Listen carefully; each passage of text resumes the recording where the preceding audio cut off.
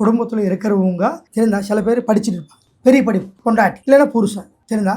இது ஒரு பொண்டாட்டினு கேர் பண்ணுறது இல்லை, அவர் சம்பாதிச்சா கேர் பண்ணுறது இல்லை. சில பேர் கேர் பண்ணாமல் இவங்களை ஒரு சின்ன சின்ன பொருளாக பார்ப்பாங்க சில பேர் லேடிஸ் கூட அதே மாதிரி. லேடிஸ் கூட இந்த புருஷனை பார்த்தா இவருன்னா பெரியாளா, நான் தான் வேலைக்கு போயிட்டுருக்கேன், நானே வந்துட்டுருக்கேன் நினைப்பாங்க.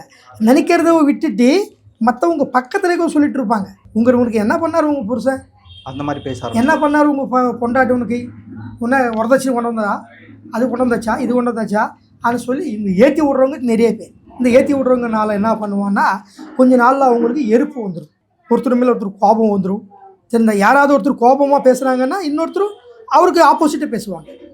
கிரகங்கள் சரியில்லாமல் போயிடும். கிரகங்கள் சரியில்லாமல் அந்த தைத்திர கிரகம் உட்காரும் போது அவங்களுக்கு அப்படி வந்துடும். வந்தபோது இந்த மாதிரி நீங்கள் சொன்ன மாதிரி சின்ன சின்ன சண்டைகள் அந்த சண்டையை ஜாஸ்தியாகி அவங்க பிரிஞ்சு இருப்பாங்க. அவங்க சேரணும்னா ஈகோ தடுக்கும். அந்த பக்கம் இருக்கவங்க இந்த பக்கம் இருக்கவங்க அவங்களும் தடுப்பாங்க. நான் இது முன்னாடி சொன்ன மாதிரி இருக்குது.